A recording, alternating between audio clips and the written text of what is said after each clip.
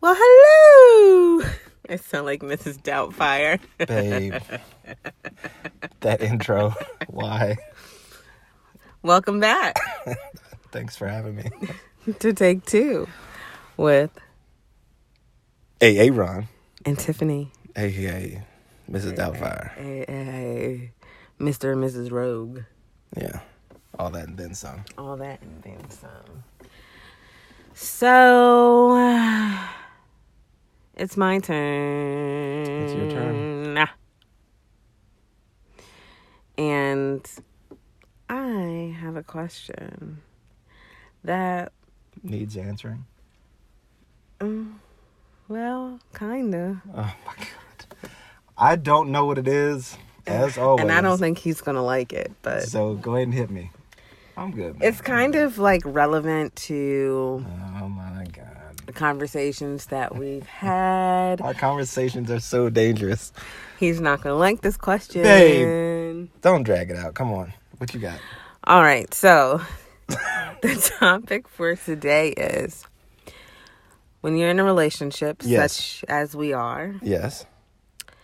when it comes to your ex or an ex, This is going to be a short answer. Go ahead. what things are off topic and what things can you talk about? So, if one of my exes came up in conversation, what can we talk about and what can we not talk about in relation to that ex? Okay. Ready? Go. What can't we talk about? Or what don't you want to hear about? Like, what's off limits? no, that would I mean- probably cause like an issue between the two of us. In all reality, I think what is probably good to know and good to talk about is where you two butted heads or where you felt the relationship failed at. I'm a big advocate for a relationship never fails or hardly ever fails because of one person. It's usually, not all the time, but usually it's because of what the two people failed to do or whatever the case that led to the demise. Anyway, so yeah, no. I do want to hear about that kind of stuff. Why you felt it failed, what you did wrong. What did you learn from it? I think those are all valid things to talk about. Now, what I don't want to hear about is like the obvious. I don't want to hear about, I don't think as far as a sex life is concerned, you don't want to hear about my past sex life. I don't want to hear about yours. I think it was one of those things like, hey, man, somebody gave me a venereal disease, and now, I have, like, that's the kind of stuff, yeah, it's probably best to talk about that stuff with your partner. But if it's irrelevant and you're just like, oh, yeah, well, this one time in band camp, like, nah, I don't want to hear that. And you don't want to hear those stories about me either. Well, I do want to hear those stories, and you want to know why? Why? Because I want to make sure I'm better. I can't. So I want to hear how awful they were. I cannot. So, yes. So what if they did something like really great? Well, if they did something really great and it's better than me, then no, I don't want to hear about that. I don't want to hear how they're better than I am. Oh, my God. But You just want to hear the negative stuff. yeah, but I don't think I have to worry about that because I don't think there's anything that... You got your bases covered? Yeah, I think I'm better than the others at everything. Yes, ma'am. Do you not agree? I felt that was the most political correct way to answer that. Yeah. Without me getting too hype on podcast here. Why would you get hyped, babe? By answering your question, I said you got all your bases covered. Well, for me... I can't. For me, I think not that I'm interested in bashing anybody in your past, but I mean, I don't want to hear anything where it seems like you're reminiscing about like the good times, because I don't want to hear about that. Like, if you are reminiscing and want to go back to that time in your life, then by all means. But, you know, I don't have a problem talking about your exes or ex and what happened or may not have happened, because I feel like I'm secure enough. But at the same time, like, I think there's a difference between you and I, because I always tend to still be friends with my exes. So they're always still in my life or in my realm in some form or fashion. And so when they come up, it could be kind of, you know, it can be something that... Please finish that sentence. It can be kind of like awkward. Like, not awkward, but I mean, you know, you don't really want them around. You kind of really want to just, you know, if they text me or hit me on social media or whatever, you know, your baby, what you need to say to them? I think that's true, but we're getting ready to go down a rabbit hole of a conversation, because I feel like between me and you, that's definitely a one-way street. I'm black and white. I'm either on or I'm off. And once I'm off, I'm off. I don't think there's anything, you know, once I get my mind wrapped around moving forward, then I'm good. I don't want you as my friend. That doesn't make you a bad person or make you whatever the case, but I just kind of hit Control Alt Delete and like move on. Whereas you're like, oh no, you know, we're still cool. Well, and I think a lot of that has to do with, like, before there was ever anything more than friendship with that person, like if we were intimate or we dated or whatever, I was always friends with that person first. So it's not to say that they're not a good friend. We just didn't work out romantically. So, you know, if you all could see the face that he's giving me right now. So, I mean, I'm just a friendly person all the way around. You can ask anybody. I have a very eclectic group of friends, meaning that, you know, no one person is the same. All my friends are very different, very unique. They come from very different backgrounds. So, you know, I'm just that type of person where I'm likable like that, where I have friends, and when I have friends, I have them for a long period of time. So, like I said, I can't fault an ex who was a friend of mine because relationship-wise we didn't work out, because, you know, friendship-wise we worked out where, you know, they're cool to be around, they're cool to hang around. But as long as, since we're not together anymore and they know not to blur that line, like they know how to separate the two, then I'm good.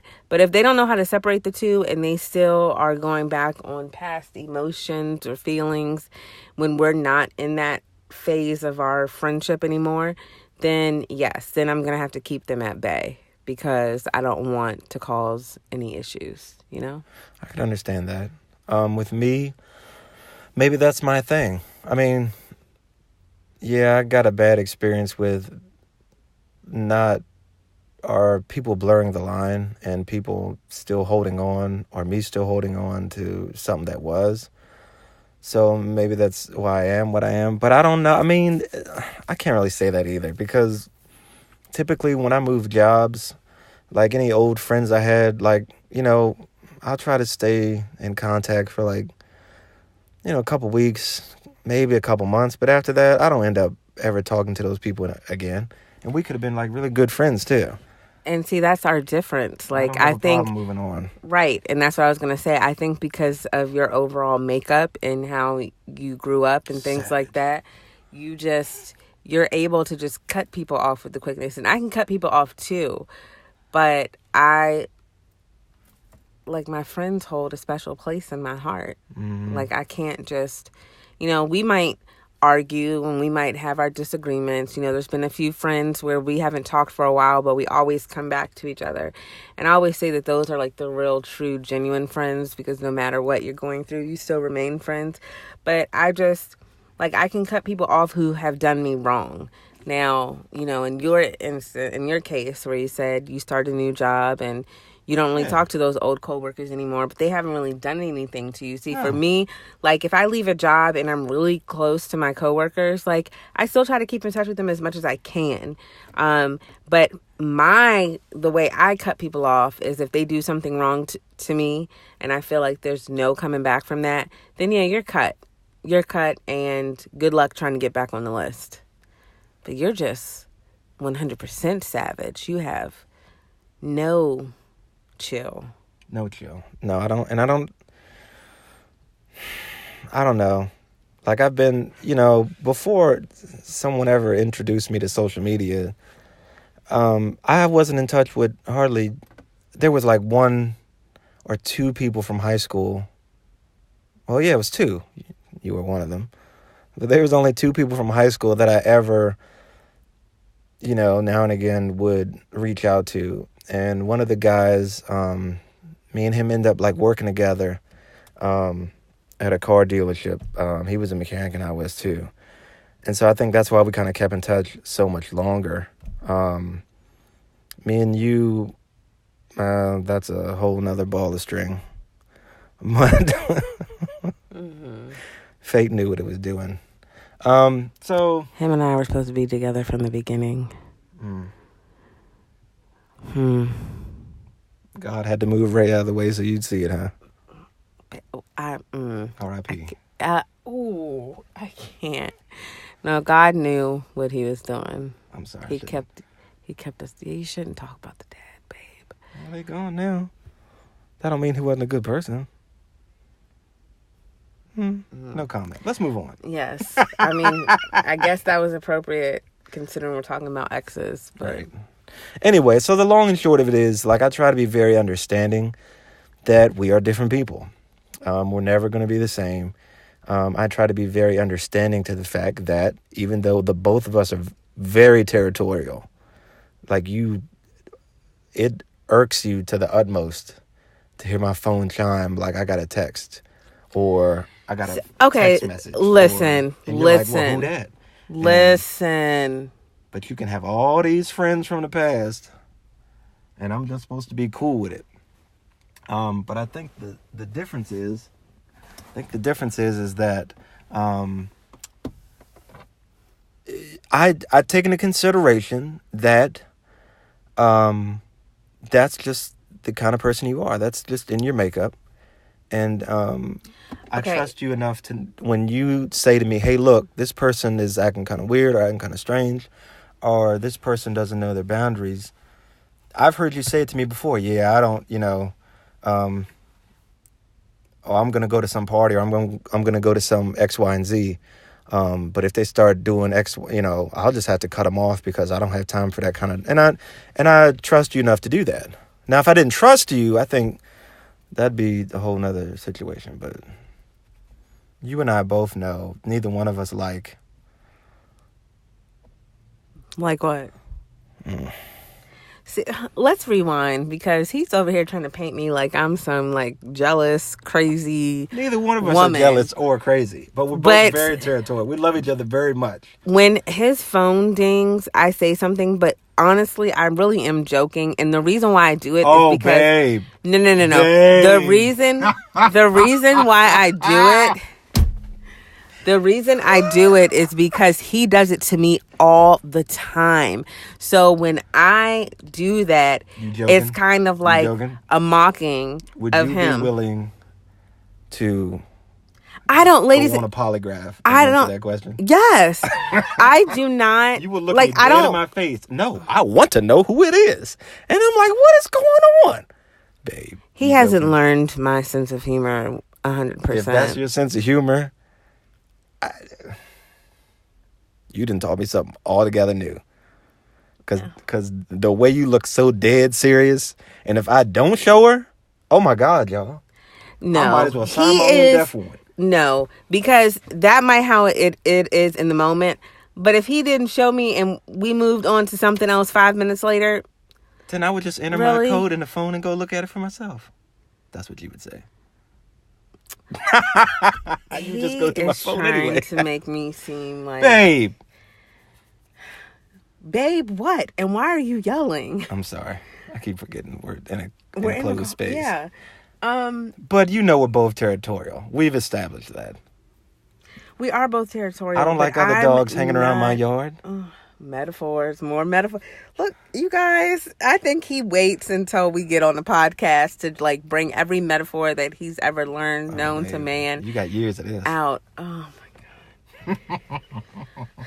All right, so getting down to the nitty gritty. Are you going to be one of those people where it's like, I'm not allowed to hang out with friends, like have exes as friends? Is there going to be a problem? No. I think as long as me and you are honest with each other, keep it real, I don't think we have anything to worry about. I know how to be territorial, but also still be this type of person where I give you your own space and let you do your own thing. So, well, we will see, ladies and gentlemen. But there are two exes that I can name, but I won't, who he is not happy about. But we'll save that for a whole nother podcast. And he tries to front, but if they were like to text me or call me and he was around, oh yeah, you talk about some not letting me move nowhere, he'd be attached to my hip trying to see what they talking about. Am I lying? I think only because of given the past, like these are people who have already crossed that line, but before I got here. Does that make sense? Mm-hmm. So they, in my mind, they already effed up once. Mm-hmm. Ain't gonna be no second time. If they cross the line again, they're not gonna be texting you. They're gonna see me face to face. It's not. We done texting.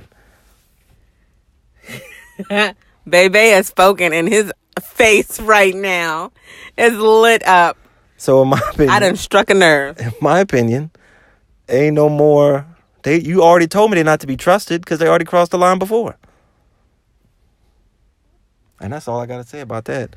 That's Aaron Jones. You can copyright that. All right. Well, ladies and gentlemen, he has spoken. So, yeah. What are your guidelines with your exes in your relationship? Let us know. Drop it in the comments below. Hit the subscribe button. Hit the subscribe button. Rate us. Give us those 5 stars. But yes, let us know what your take is on this discussion. And we look forward to podcasting with you again soon. Say bye, babe. Bye, babe.